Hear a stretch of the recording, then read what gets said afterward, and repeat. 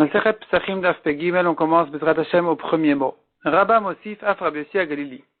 Rabba ajoute sur Rabbi Yochanan ben Broka de la Mishnah qui avait dit non seulement dans le cas où le Korban Pesach est devenu pasoul, on le brûle immédiatement, mais même si le psoul a eu lieu sur le propriétaire, on ne dit pas le Korban il est cachère, pourquoi le brûler si vite? Attendons le lendemain, le surlendemain, pour qu'il y ait un problème vraiment sur le Korban avant de brûler. Rabbi Yochanan ben Broka dit non, même quand le problème a eu lieu sur le propriétaire qui est devenu tamé ou qui est mort, on brûlera le Korban Pesach immédiatement, sans attendre le lendemain, ou quoi que ce soit. Et Rabba nous ajoute que Rabbi Yossi Aglili aussi il pense comme ça. Detania, Rabbi Yossi Aglili Omer. Kol Ainyan Kulo, Rabbi Yossi Aglili se rapporte sur un pasouk qui dit un Korban Khatat dont le sang est rentré à l'intérieur, il faudra le brûler. On a l'habitude de comprendre ce pasouk qu'il s'agit d'un Korban Khatat dont le sang ne devait pas rentrer dans le Echal, il devait être jeté sur le misbeach à l'extérieur, donc dans la Hazara, puisque nous avons un misbeach dans la Hazara, dans la cour du Beth Amikdash, où en général les korbanot ratat, leur sang, il ne vient que sur ce misbeach-là, extérieur. Si par erreur on a rentré le sang quand même au Echal, ça le rend pas soul, il faut brûler la ratat. Lui, Rabbi Yossi Aglili comprend le pasouk autrement. Rabbi Yossi Aglili Omer, Kol Ainyan Kulo, ce pasouk-là, tout le contexte de ce pasouk-là, et Enom Medaber, il ne parle pas de ça. De quoi il parle? Enom Medaber, Ela Beparim Anisrafim ou Beseirin Anisrafin. Il s'agit d'un korban khatat qui, a priori, son sang rentre au Echal. On asperge de son sang sur la parochet, sur le rideau devant le Kodesh HaKodashim. C'est ce qu'on appelle Parim Anisrafim, les taureaux qui sont brûlés, ou Beseirim Anisrafin, ou les boucs qui sont brûlés. Il s'agit de korbanot, donc comme on a dit, le sang doit rentrer dans le Echal. C'est de cette manière-là qu'on les fait. Et la mitzvah est que ces corbanotes-là, ils sont tout entièrement brûlés, leur viande est brûlée, en dehors de la ville. On doit les sortir. Ce sont des corbanotes assez rares, qui se font quand le roi a fauté, quand le Kohen Gadol, disons, a fauté, quand le Kohen Gadol a fauté, ou bien quand tout Israël ont fauté à cause d'une halakha qui était tranchée par erreur par le Beddin. Dans des histoires comme ça assez rares, nous avons des corbanotes qui doivent être sortis de la ville pour les brûler à l'extérieur. C'est ce qu'on appelle Parim Anisrafim ou Seirim Anisrafim. Et c'est là-dessus, il dit Rabbi Yossi Aglili, que la Torah nous apprend justement maintenant, l'Israf Psulehen Abet Abira. Que s'il y a eu un psoul, on ne les brûlera pas en dehors de la ville, on les brûlera dans le Beth Amikdash, devant le Beth Amikdash. Veliten Otasa Lachilatan, et la Torah nous ajoute là-dessus encore, Loteachel, ce korban khatat ne devra pas être mangé, ne pourra pas être mangé. Donc nous avons une mitzvah négative qui interdit de manger, et aussi une halakha qui nous apprend de les brûler devant le Beth Amikdash et pas en dehors de la ville. Amroulo, les Chachamim lui ont dit, Khatat nichnas dama lifnai velifni minayin. D'après toi, dont on apprendra à l'halakha qui dit qu'un korban khatat qui devait être fait à l'extérieur, dont le sang est quand même rentré au Kodesh HaKodashim ou dans le Echal, d'où je sais que ce korban khatat est pas soul, Amar Len, il leur a répondu, on l'apprend d'un autre pasuk qui dit, Hen lehuva et dama el Kodesh pnima. Moshe a dit à Aaron, pour quelle raison vous avez brûlé le korban khatat, alors que voici son sang n'est pas rentré au Kodesh à l'intérieur. Miklal, entend de là, des nafik, ihi, que si la khatat elle-même était sortie de son endroit, ça s'apprend du reste du pasuk. On apprend ça dans le pasuk, il y a encore un mot qui nous apprend que si la khatat était sortie là où il ne fallait pas, inami, ou bien, là c'est ce qu'on vient de citer, ayel dama bisrefa, si son sang est rentré, bisrefa, il faut le brûler. Donc de cette histoire-là de Moshe Rabbeinu, qui a dit à Aaron, pourquoi est-ce que vous avez brûlé la khatat alors que son sang n'est pas rentré? Je comprends que si le sang était rentré au Kodesh HaKodashim, il faudrait brûler le korban khatat. C'est de là qu'on apprend. Et donc, Rabba prouve de ce Rabbi Yossi Aglili, justement, que dans un cas où le problème le psoul a eu lieu sur le propriétaire, dans le cas où le problème est un problème extérieur, malgré tout, on le brûle immédiatement. Donc, du fait que Rabbi Yossi Aglili, il a appris les corbanotes pour toujours de l'histoire de Aaron, il a appris même pour les générations à venir de cette histoire-là de Aaron, donc on voit que Rabbi Yossi Aglili pense, si son sang était rentré dans tous les cas, dans toutes les générations à venir, il faut le brûler immédiatement, comme le korban khatat de Aaron. Alors que ce psoul-là est un psoul un peu extérieur au korban. Le sang est rentré. C'est pas un psoul vraiment sur le korban lui-même. c'est pas que le korban est devenu tamé. Et j'aurais pu croire que dans ce cas-là, et donc ce cas-là ressemble à un cas où le propriétaire est devenu pasoul, et malgré tout on voit que c'est brûlé immédiatement. Donc ça c'est la preuve que Rabbi Sagili pense aussi comme Rabbi Yochanan ben Broka qui a dit que non seulement quand le problème a eu lieu sur le korban, mais même quand il a eu lieu sur le propriétaire ou ici par exemple sur le sang, qui est un problème un peu extérieur au korban lui-même, eh bien je le brûle immédiatement. On continue dans la Gemara. Rabbi Yochanan Sava, Rabbi Yochanan qui n'a pas cité Rabbi Yossi Aglili, qui n'a cité que Rabbi Nechemia qui pensait comme Rabbi Yochanan ben Broka. En fait, on a vu ça à la fin du daf précédent. On avait vu que dans la Mishnah, selon Rabbi Yochanan ben Broka, quand le problème a eu lieu sur le propriétaire, il faut le brûler immédiatement. Pas le propriétaire, le korban. Rabbi Yochanan avait dit, nous avons Rabbi Nechemia qui pense comme lui. Rabba qui dit qu'il y a aussi Rabbi Yossi Aglili qui pense comme ça. Pour quelle raison Rabbi Yochanan n'a pas cité Rabbi Yossi Aglili? Rabbi Yochanan pense, Savar, Dam ou Basar, Hadamil Taï. Le sang et la viande du korban, c'est la même chose. Donc, s'il y a eu un problème sur le sang qui est rentré au Kodesh HaKodashim là où il ne fallait pas, c'est comme si la viande a eu un psoul. Donc, si je brûle dans un cas pareil, c'est pas la preuve que si le psoul a eu lieu sur le propriétaire, qu'il faudrait aussi le brûler immédiatement, le korban. Dans ce cas-là, peut-être qu'on devrait attendre plus que ça. Be'ali miltachiti.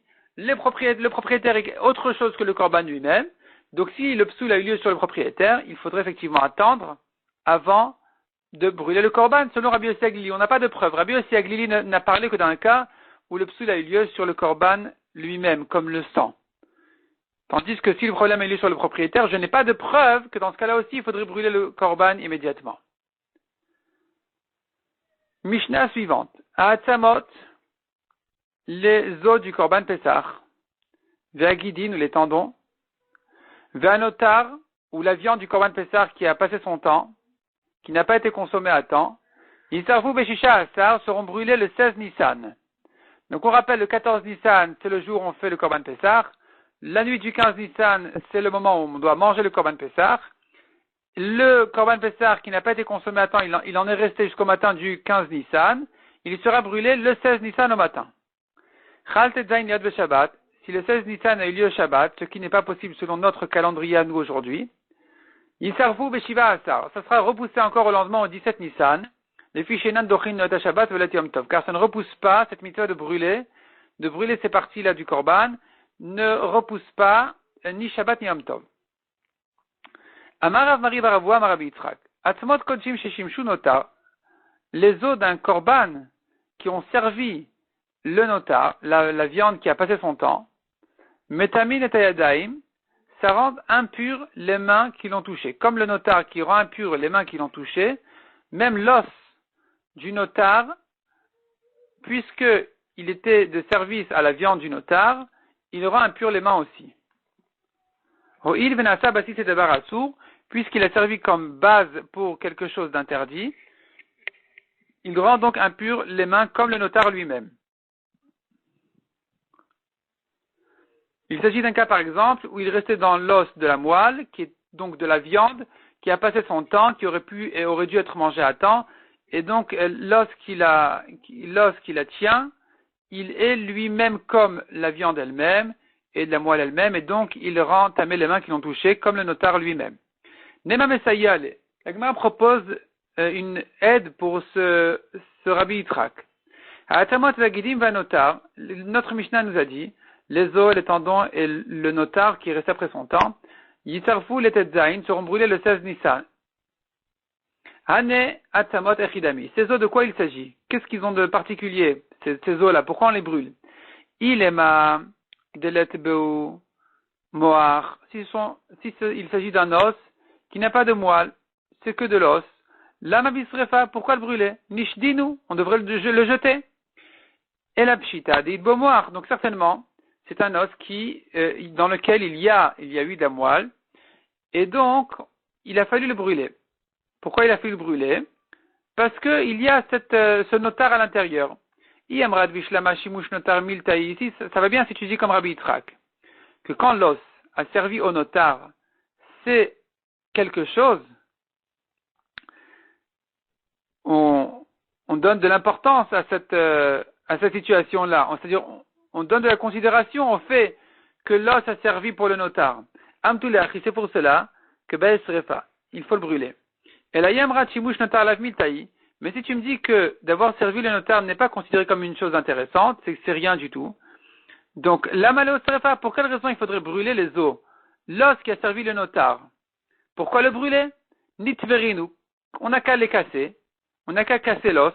Venechalta les didou et enlever la moelle de l'intérieur. Venisrefe, brûler la moelle, qui est notar. Venishdinu les didou et jeter les os à la poubelle. Ou pas à la poubelle, mais en tout cas, pourquoi les brûler? Si on doit les brûler, certainement c'est parce que je dis, ce qui a servi au notar est comme le notar lui-même. Et la lave shmamina shimush notar miltaï. Tu vois que ce qui a servi au notar est quelque chose de considérable. Répond la Gemara Amri lo. Non, on dit non, c'est pas la preuve. Le olam emanar shimush notar lav miltaï. Je pourrais toujours te dire que celui qui a servi le notar n'est pas considéré comme quelque chose d'intéressant. C'est un os, c'est resté un os.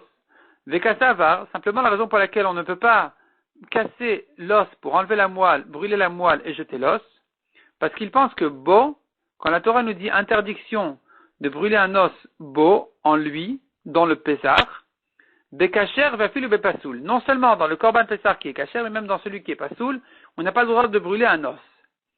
Donc, ici aussi, on ne peut pas brûler l'os pour enlever la moelle. Il faudra donc brûler, on ne peut pas casser l'os pour enlever la moelle, on devra brûler l'os tel quel. Demande à Gemara Filu Bepasoul Salkadatar, est-ce que vraiment un Korban Pasoul, on n'a pas le droit de lui casser les os? Un Korban Pessar, Veatnan, pourtant on a une Mishnah qui dit, Aval Amotir Betahor, celui qui laisse de la viande après son temps dans un Korban Pessar Tahor, Veachover Betame, ou qui a cassé un os d'un Korban Tamé, et no Sofeg et Arbem, il n'est pas Chayav Malkout, on ne le fera pas, il n'a pas fait, il n'a pas transgressé le lave de la Torah. Répond la Gemara Lokashia, Kan Shaita Loshata Kosher, ici il s'agit d'un cas où le Korban a été à un moment donné Kasher, dans ce cas-là, on doit faire attention de ne pas lui casser l'os. Kan Shaita Loshata Kosher, tandis que dans le cas où il était tamé, s'il était tamé depuis le début, eh bien, puisqu'il n'a jamais été Kasher, il n'y a pas de problème de lui casser un os. Alors que la Torah interdit, il aurait fallu introduire ici, la Torah interdit de casser l'os d'un Korban Pessar. Et ici, la Gemara nous dit que même si le Korban Pessar est pas soul aujourd'hui, puisque à un moment donné il était Kasher, comme ici dans le cas du notar, on n'aura pas le droit de lui casser l'os. C'est pour ça qu'il faudra brûler l'os avec le notar à l'intérieur. Demande la Gemara au Man Tana de Shani Leben, qui est le Tana qui fait la distinction entre Shaita Loshata Kosher et Loita Loshata Kosher, entre un Korban Pessar qui a eu un moment Kasher et un Korban Pessar qui n'a jamais été Kasher, Rabbi Yaakovi.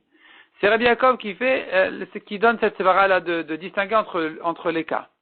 Netanya ve'etzem latish beruvo. La Braïta se rapporte sur le passage qui dit, un os, vous n'aurez pas le droit de casser du Korban Pessar. Beau en lui, dans le Pessar, on n'a pas le droit de casser un os, bekacher, velo bepasoul. Ça vient exclure un Korban Pessar pasoul. Ça veut dire que, pour lui, tu ne casses pas un os. Mais un autre, tu peux casser. Donc, s'il est pasoul, on peut casser. Rabbi Yaakov Omer, Aïta Loshata Kosher venifsal, si le Korban Pessar, il avait un moment donné où il était kasher, et ensuite il est devenu pasoul, yesh bo mishum shvirat ha'etzem. On a ici un problème de ne pas lui casser un os. Non, dans ce cas-là, on n'a pas le droit de lui casser un os. Loïta loshata kosher, mais si le Korban Pessah n'a jamais été kasher, en bo mishum shvirat ha'etzem, on n'a pas ce problème-là de lui casser un os. Donc voilà ici Rabbi Yaakov qui dit clairement cette distinction qu'on avait citée.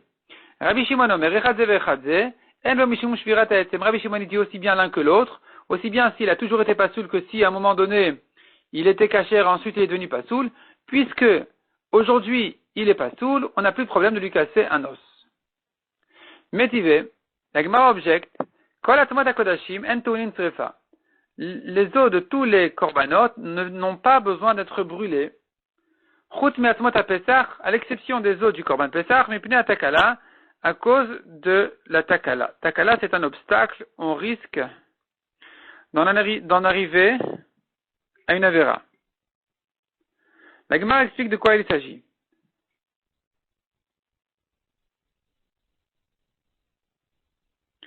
Donc déjà, il faut savoir, il s'agit ici du notar. Un os de korban notar, on n'a pas besoin de brûler. On peut le casser, enlever la moelle, brûler la moelle et jeter l'os. Sauf le korban pessar, lui, on ne peut pas lui casser les os, parce que la Torah interdit de casser un os. Donc qu'est-ce qu'on fait? On le brûle avec la moelle à l'intérieur. La Gemara demande à Tamot et Chidami. Ces eaux-là, de quoi il s'agit? Il est Madelet Beomoar, ce sont des eaux qui n'ont pas de moelle à l'intérieur. La Malosrefa, pour quelle raison les brûler? Et alors, si le dernier délai est passé, de toute façon, il ne fallait pas les manger. Et la Pshita dit Beomoar. Certainement, il s'agit d'un cas où il y avait de la moelle dans l'os qui aurait pu être mangée, théoriquement. Et maintenant que c'est devenu notar, on ne sait pas comment brûler ça, donc on doit brûler l'os entier. Veisal kadat archimush notar miltaï. Si on dit comme Rabbi Yitra qui avait dit que celui qui a servi au notar c'est quelque chose et on considère ça comme un problème, comme le notar lui-même, alors se posera la question. Atzmot kochim amayan teunin trefa. Pour quelle raison on n'a pas besoin de brûler tous les os, un os de tous les korbanot? Dans n'importe quel korban on devrait brûler l'os qui a servi au notar. D'après Rabbi Yitra qui dit que quand il a servi au notar c'est comme le notar lui-même. Rabbi Yitra avait dit, on rappelle, celui qui touche l'os qui a servi au notar, il a les mains impures. Parce que, quand il a servi au notar, c'est comme le notar lui-même. Donc on devrait dire, dans n'importe quel korban, il faut brûler l'os qui a porté le notar. L'os dans lequel il y a de la moelle qui est devenu notar. Répond la Gemara Marav Nachman Varitrak Achabamay Askinan, de quoi il s'agit ici? Kigon Shemetzaan Chalutzin. Il a trouvé qu'il avait vu sur les korbanot qu'on leur avait déjà enlevé la moelle. Ils étaient déjà cassés et on avait déjà enlevé la moelle. Et donc, Atomot Kotim Den Ben Mishum Shivirata Etzem, en ce qui concerne les autres korbanot, quand je vois que les os ont été cassés, puisqu'il n'y a pas de problème de lui casser l'os, Kamedene Vunotar Chaltzinu. Je dis que certainement, on lui a cassé l'os avant qu'il ne devienne notar, et on a enlevé la moelle pour la manger à temps, vela vushimush notar, et donc l'os n'a jamais servi au notar, vela usrefan, il n'a pas besoin d'être brûlé. Tandis que, atmot apesar deyash ben mishum shvirata etzem, les os du korban pesar qui sont concernés par l'interdiction de casser un os, de les casser, les batardena vous notar, certainement c'est après qu'ils sont devenus notar, ou de chaltinu. C'est à ce moment-là déjà qu'on les a cassés pour enlever la moelle. D'avoue au shimush notar, et donc il se trouve que l'os a servi au notar, qui était la moelle qui n'a pas pu être enlevée avant son temps, avant que ça ne devienne notar, parce qu'on n'avait pas le droit de le casser. Ou baoustrefa, et puisque l'os a servi au notar, il faut le brûler. Rav Zvi Amar, deuxième réponse d'Ilagmara. Achabamayaskina, de quoi il s'agit ici, Kegon, on tourne la page.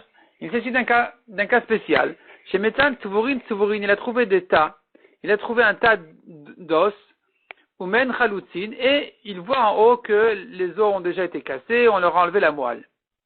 Et donc, Atomot Kochim Den Ben Mishum Shivirat Etzem, en ce qui concerne tous les korbanot où il n'y a pas de problème de casser un os, les kulu avachalitzleu ve'achileu. Certainement, il a déjà tout cassé, tous les os pour enlever la moelle et la manger à temps. Veloba Isrefa, donc on n'a pas besoin de les brûler. Tandis qu'Atomot Apesar Deesh Ben Mishum Shivirat Etzem, l'os, les os d'un korban pesar dans lesquels on n'a pas le droit de casser un os, Dilma, Hane de Chaltinu. Peut-être que ceux que tu vois qui ont été cassés pour leur enlever la moelle, c'est eux qui ont été tripotés. Ou les Hanach, leur Chaltinu, mais les autres n'ont pas été tripotés parce qu'on n'a pas le droit de les casser. Ou Baïsrefa, donc il faudrait les brûler. Donc je ne peux pas supposer que de même que ceux d'en haut ont déjà été tripotés, travaillés, de la même manière ceux d'en bas aussi, je dois craindre que ceux d'en bas, ils sont restés entiers, parce qu'on n'avait pas le droit de les casser, ils portent du notar, il faut les brûler. Amarabuda Amarav, nouveau sujet. Kolagidin Bassar. Tous les tendons de l'animal sont considérés comme de la viande. Ils ont un goût de viande. Chutz migidebas tsavar, sauf ceux qui se trouvent dans le cou. Nan. Donc ceux qui se trouvent dans le cou ne sont pas mangeables, ils n'ont pas un goût de viande, ils ne sont pas considérés comme de la viande. Nan, ha'atamot vagidim vanotar. On a vu dans la Mishnah, les os du korban pesar, les tendons ou la viande qui a passé son temps, ils servent au betetzain, doivent être brûlés le 16 Nissan. Hanegidin echidami, de quoi il s'agit, de quel tendon il s'agit ici? Il est magidé bassar. Si ce sont des tendons mous qui peuvent être mangés comme de la viande, nichlinu, pourquoi les brûler? Ils devraient les manger. Attends. Veidei totar. Si le temps est passé, à une notar, on a déjà dit notar. Pourquoi c'est la peine de me dire notar ou guidim? C'est la même chose. Et la pshita guidé savar, certainement il s'agit des tendons du cou. Et donc, on voit ici que on n'a pas pu les manger, il faut les brûler. Amrat bishlama basar ninu, ça va bien si tu dis qu'ils sont considérés comme de la viande. Amtuleachi, c'est pour cela que Baïsrefa, il faut les brûler. Et la Yamrat la basar ninu, mais si tu me dis que c'est pas considéré comme de la viande, la Malé pourquoi les brûler? Pourquoi les brûler? C'est pas de la viande. C'est pas mangeable, c'est comme les sabots. On les brûle pas. Amar Abrizda répond la Gemara, l'onitzecha et les guides anaché. Il s'agit d'une herbe sciatique qui est interdit, on ne peut pas le manger. Et alors pourquoi le brûler? Si on ne peut pas le manger, il n'est plus notar, on n'a qu'à le jeter. Valiba de Rabbi Uda, ça va comme Rabbi Uda des Tane Rabbi Uda Omer, et non Noegela Be'achat. Rabbi Uda a dit, le guide anaché qui est interdit par la Torah, il n'est que un des deux côtés, droit ou gauche. Ve'ada'at machra'at shel yamin. Et il semblerait dire, ou plutôt adat machra'at, ça veut dire la svara, elle tranche plutôt dire que celui qui est interdit, c'est le côté droit. Et donc maintenant, puisque on n'est pas certain que c'est le côté droit qui est interdit, il se peut que ce soit le gauche, il se peut que ce soit le droit. Les deux, on ne peut pas les manger. Simplement, un de deux, il est interdit, on aurait pu le jeter. Le deuxième, on aurait pu le manger, et quand on ne l'a pas mangé, il devient notar, il doit être brûlé. Dans le doute, je brûle les deux.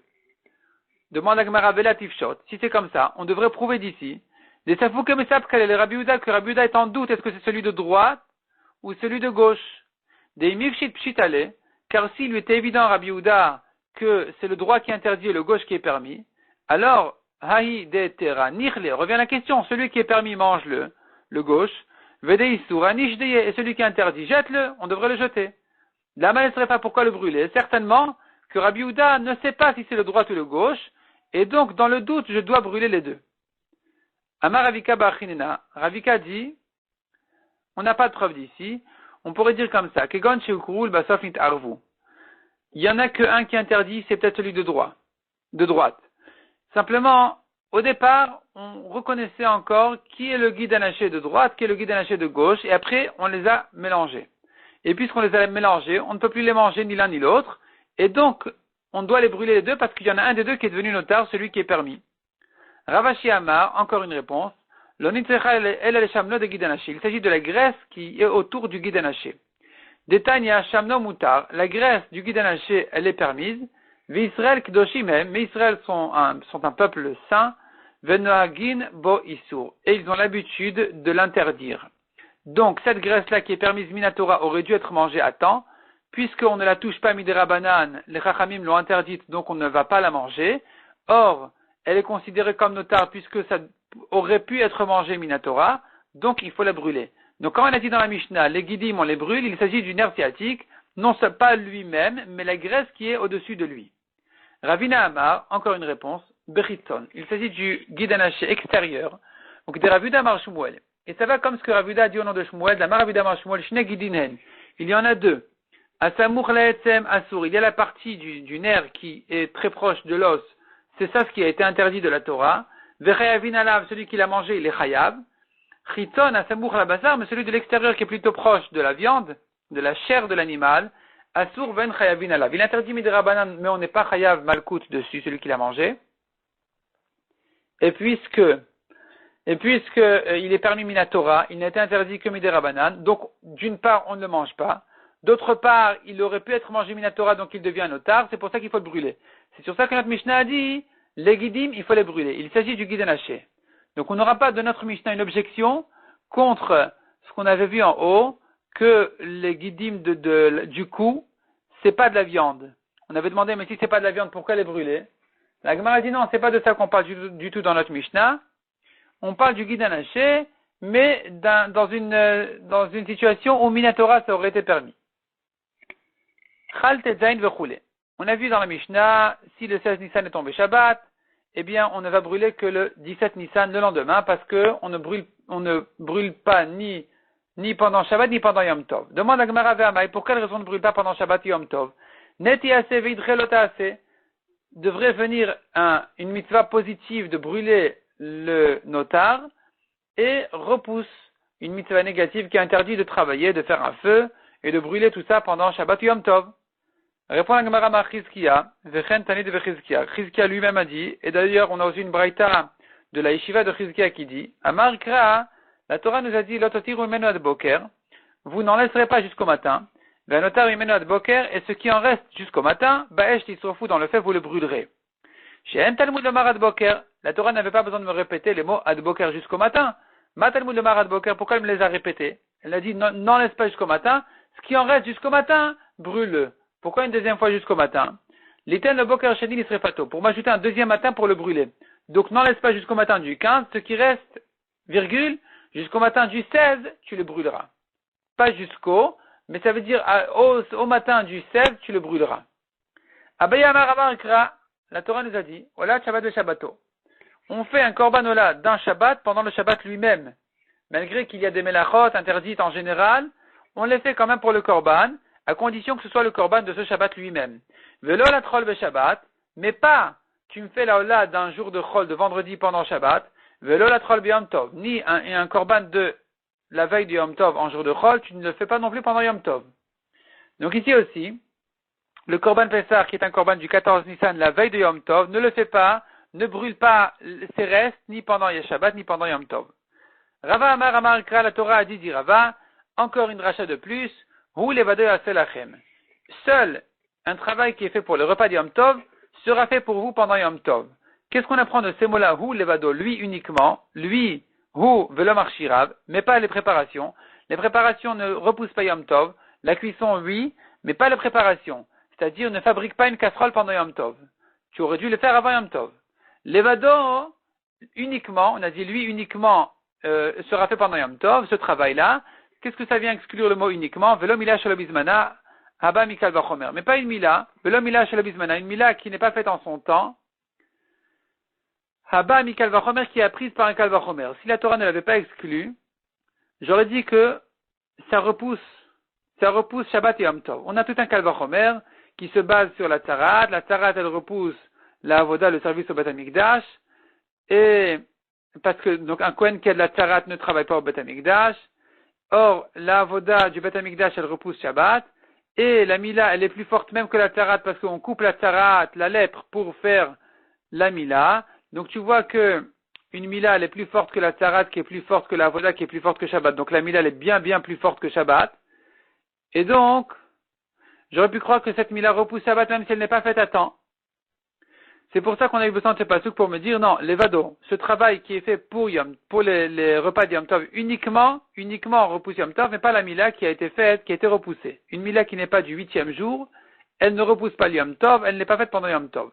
Donc tu vois qu'une mitzvah, qui n'est pas urgente pour aujourd'hui même, ne repousse pas Shabbat et Yom Tov. De même, brûler le Korban Pessah qui est resté après son temps, c'est comme une mitzvah, une mila après son temps, on n'a qu'à le laisser pour le lendemain. Ravashi Amar, enfin, une dernière dracha qui va nous répondre encore une fois à cette même question-là, qui disait pourquoi on ne brûle pas pendant Shabbat et Yom Tov, pourtant c'est une mitzvah assez de brûler, elle devrait repousser la mitzvah lota assez qui interdit de faire un travail pendant Yom Tov. Réponse, Shabbaton de Yom Tov, quand la Torah nous dit à propos de Yom Tov, c'est un jour de repos, Shabbaton, Aseu, c'est une mitzvah positive. Et donc, il nous reste, on se trouve maintenant à dire que pour le Yom Tov, nous avons une mitzvah positive de Shabbaton, de repos, et une mitzvah négative qui interdit de travailler. Contre ça, tu n'as qu'une seule mitzvah positive de brûler le notar, et donc, ve'en assez dochelot assez ve'ase. La mitzvah assez de brûler le notar, elle n'est pas capable de repousser une mitzvah négative et une mitzvah positive de respecter Yom Tov, de ne pas travailler pendant Yom Tov. Puisque Yom Tov a été appris et par une mitzvah positive et par une mitzvah négative, donc c'est plus fort que la mitzvah positive de brûler pendant Yom Tov. Donc finalement, on dirait comme ça. En général, une mitzvah assez repousse une mitzvah lota assez. La mitzvah positive repousse la mitzvah négative. Le Ramban explique que la mitzvah positive, c'est Ahavat Hashem, c'est l'amour d'Hashem. Donc quand on aime quelqu'un, on va faire tout ce qu'il demande.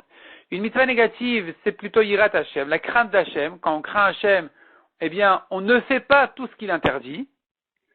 Et là, en général, une mitzvah assez qui est l'amour d'Hashem, qui exprime l'amour d'Hashem, elle repousse la mitzvah lota, c'est la crainte d'Hashem parce que c'est plus haut. C'est la hauteur de Ahavat Hashem, elle est plus grande. Le niveau de Ahavat Hashem, il est plus grand que le niveau de Yirat Hashem. Et donc, une mitzvah positive devrait repousser une mitzvah négative. Mais ici, où j'ai une mitzvah positive aussi de me reposer pendant Yom Tov sans faire de travail, et j'ai aussi la mitzvah négative qui m'interdit de faire un travail pendant Yom Tov, là, il est bien clair que c'est plus fort que la mitzvah positive de brûler pendant Yom Tov, c'est pour cela que ça sera repoussé pour après Shabbat et après Yom Tov.